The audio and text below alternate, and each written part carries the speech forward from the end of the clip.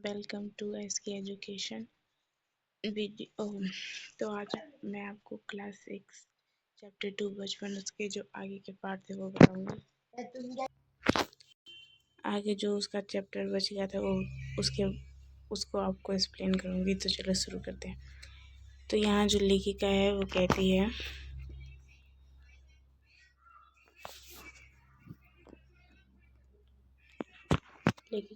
है, याद रहे उन दिनों कुछ घरों में ग्रामोफोन थे, जैसे वो टेलीफोन होते ना वो थे। रेडियो और टेलीविज़न नहीं थे। रेडियो और टेलीविज़न उस समय नहीं थे। ठीक है। हमारे बचपन की कुल्फ़ी आइसक्रीम हो गई है। जो हमारे बचपन थी वो लेखिका कहती, जो हमारे बचपन की कुल्फ़ी आइसक्रीम हो गई है। जो उनके बचपन में कुल्फ़ी होती थी अब वो आइसक्रीम हो गई है। कचौरी समोसे पेस्ट्री में बदल गए हैं। शहदू और फालूद और खसखस के शरबत कोक पेस्ट्री में, जो पहले के वो जितने भी खाने पीने के सामान थे उन सब के नाम वगैरह सब चेंज हो गए हैं। तो अब यहाँ पर और लिखेगा आगे और कहती है, उन दिनों कोक नहीं लेबोनेट वी मोट मिलती थी। शिमला और नई दिल्ली में बड़े हुए बच्चों को वेगस और डेविडो रेस्तानों की चॉकलेट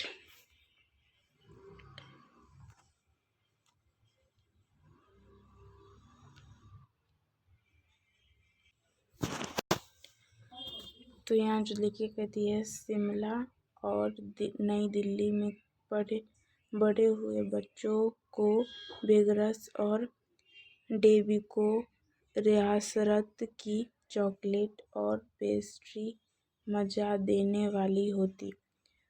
हम भाई बहनों की 2 यूनिट लगती शिमला माल से ब्राउन ब्रेड लाने की। उनकी ड्यूटी लगती थी शिमला से ब्राउन ब्रेड लाने की।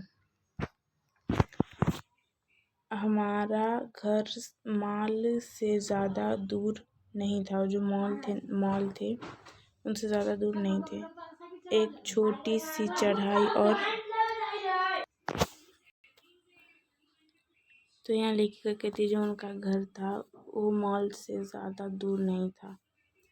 फिर एक छोटी सी चढ़ाई और गिरजा मैदान हो जाते। वहाँ से एक उतरते और मॉल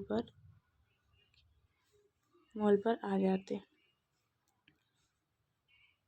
तो अब हम आगे देखते हैं, आगे इसमें क्या है।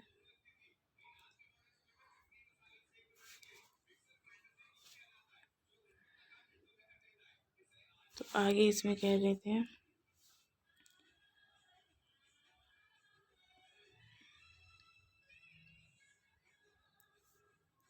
यहाँ से कैफे नास्तिक आउट पर तरह तरह की पेस्ट्री और चॉकलेट की खुशबू मन भावनी थी।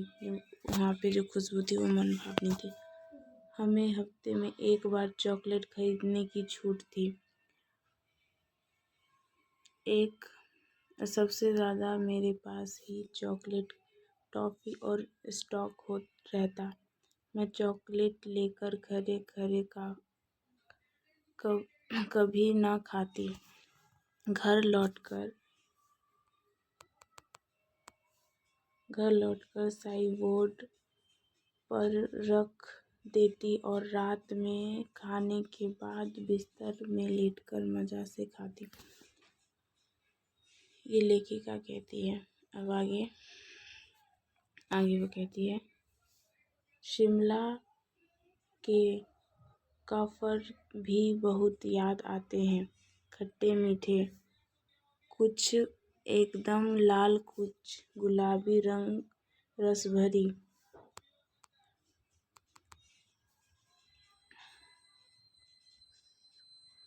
कस्मल सोच कर ही मुंह में पानी भर आए। चेस्टनट एक और गजब की चीज।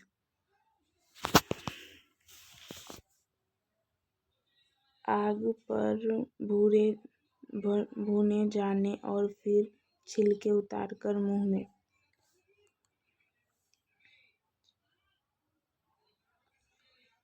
चेर जोर गरम और अनारदाने का चूर। हाँ, चेर जो गरम की पुनिया जो तब भी वह भी नजर आती है। और यहाँ लिखी कहती है जो पुराने कागज से बनाई गई इस पुड़िया में निरा हाथ का कमाल है।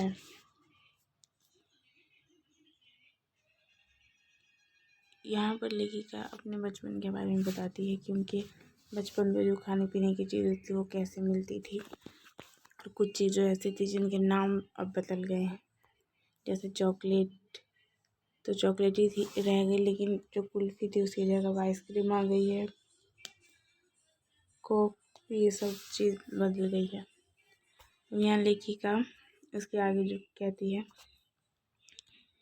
वो अब आगे बढ़ते हैं। नीचे से तिरछी लपेटी हुई घर ऊपर से इतनी चौड़ी कि चने आसानी से हाथ पर पहुंच जाए। एक वक्त था कि तब जब फिल्म का गाना चना जोर गरम बाबू में लाया मज़ेदार चना जोर गरम उन दिनों स्कूल के हर बच्चे को आता था। और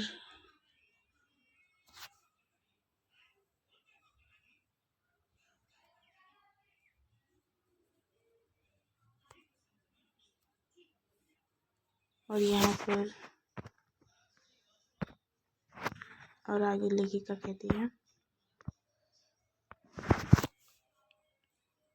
कुछ बच्चे पुड़िया पर तेज मसाला वादे पूरा गिरजा मैदान घूमने लगता। यह पुड़िया चलती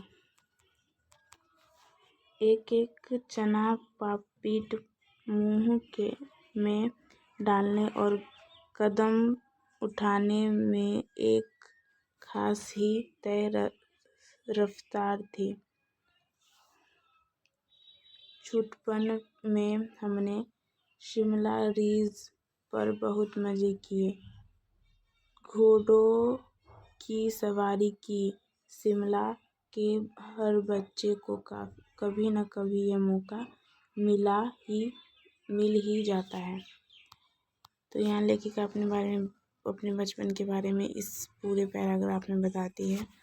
जैसे यहाँ पे बताती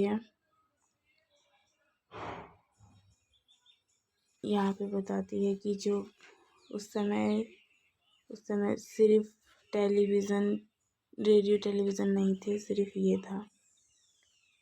और फिर यहाँ कहती है जो कुल्फ़ी थे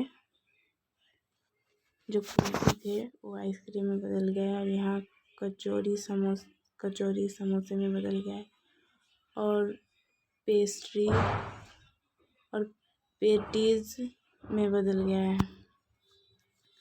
और यहाँ जो शहदूद और फलासे की खसखस के शरबत अब वो कोक में बदल गया है। ये कोक में बदल गया है, यहाँ लेखिका कहती है। चलो आगे देखते हैं कि आगे क्या है।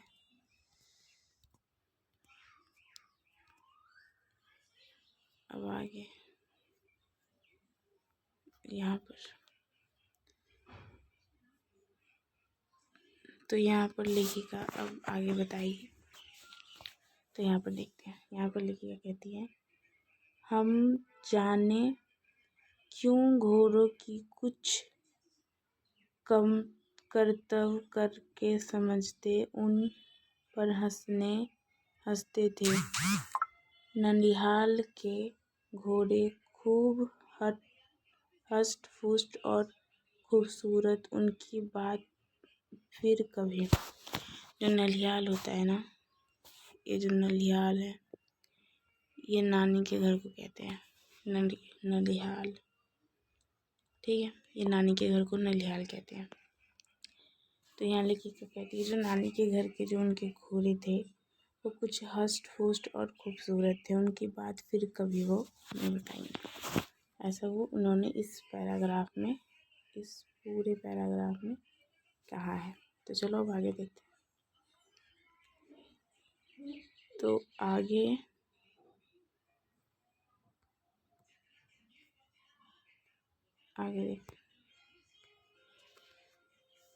देखते हैं। यहाँ कहते हैं शाम को रंग बिरंगे गुब्बारे सामने जाखू का पहाड़ ऊंचे ऊंचे। यहाँ कहा गया है शाम को रंग बिरंगे गुब्बारे सामने जाखम का पहाड़ ऊंचा चर्च की घंटियां बजती तो दूर दूर उसकी गूंज फैल जाती। लगता इसके संगीत में प्रभु ईश्वर स्वयं कुछ कह रहे हो। यहाँ जो चर्च है उसकी घंटियां की तुलना संगीत से की गई है। यहाँ पर सामने आकाश का सूर्यास्त हो रहा है। गुलाबी सुनहरी धारियां नीले आसमान पर फैल रही है। दूर दूर फैले पहाड़ों के सुखड़े गहरे लगे और देखते देखते बत्तियां टिमटिमाने लगी। रिब्स पर की रौनक और माल की दुकानों की चमक के भी क्या कहने। स्केटर बाइटर की भीड़ से उभरता कोलकाल। यहाँ पर लेखिका अपने सारे बचपन की जो उनकी यादें थी वो सब कुछ यहाँ पर बताती है। अगर एग्ज़ाम में क्वेश्चन आने की लेखिका के बचपन में कौन कौन सी ऐसी चीज़ें थी जिसको वो याद करती है, तो ये जो पैराग्राफ है इस पैराग्राफ में से आप कुछ भी लिख दोगे, लेकिन पॉइंट में अगर आंसर करोगे ना तो कोई भी टीचर होगी वो आपके marks full turn to full दे देंगे, क्योंकि पॉइंट में ज़्यादा देखते हैं। ऐसे पैराग्राफ में लिखोगे तो उतना उन्हें समझ नहीं आएगा। चलो आगे देखते हैं आगे क्या है। सर्वर स्टोन पाइडेंट के ठीक सामने उन दिनों एक दुकान हुआ करती थी जिसके शोरूम में शिमला काफ्टन ट्रेन का मॉडल बना हुआ था। उसकी पटरियाँ, उन पर खड़ी छोटे छोटे डिब्बों वाली ट्रेन, एक और लाल टीन की छत वाला स्टेशन और सामने रिवर देख खंभा थोड़ी थोड़ी दूर पर बनी सुरहने। तो आज हम सिर्फ इतना ही पढ़ेंगे, क्योंकि इसके आगे मैं आपको नेक्स्ट वीडियो में बताऊंगी। पूरा लास्ट होगा वो नेक्स्ट वीडियो, इस चैप्टर का लास्ट वीडियो होगा। उसके बाद मैं आपको क्वेश्चन आंसर बताऊंगी। सो यहीं पर इस वीडियो को एंड करते हैं। Bye bye.